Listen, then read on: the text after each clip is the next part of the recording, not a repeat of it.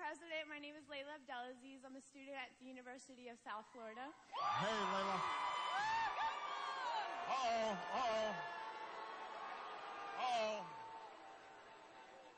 Come on, we can all get along here.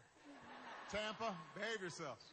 First of all, I'd like to say that I did work on your campaign. I think it's great what you did for the community because you involved us as the youth to understand the grassroots movement and what impact it can make. Thank you. My question is, last night in your State of the Union address, you spoke of America's support for human rights. Mm-hmm. Then why have we not condemned Israel and Egypt's human rights violations against the occupied Palestinian people, and yet we continue to support financially with billions of dollars coming from our tax dollars? Okay, now everybody's got to be courteous. Everybody's answering the question. Let me just talk about the Middle East generally. Look. All right, everybody, come on. Hold on 1 second. I got to answer my question first, sir. Okay. I know you got some beads on? Are those New Orleans beads? Okay. Look. The Middle East is obviously an issue that has plagued the region for centuries. And it's an issue that elicits a lot of passions, as you heard. Here's my view. Israel is one of our strongest allies. It has... let me play this out. It is a vibrant democracy. It shares links with us in all sorts of ways. It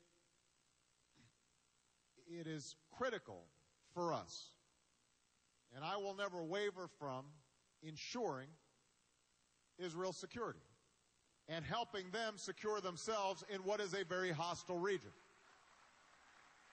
So I make no apologies for that. What is also true is that the plight of the Palestinians is something that we have to pay attention to, because it is not good for our security and it is not good for Israel's security if you've got millions of individuals who feel hopeless, who don't have an opportunity to get an education or get a job or what have you. Now, the history of there is long, and I don't have time to go through the grievances of both sides in the issue.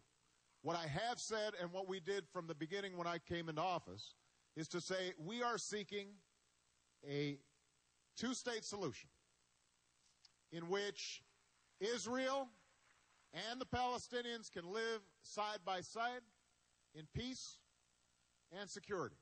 In order to do that, both sides are going to have to make compromises.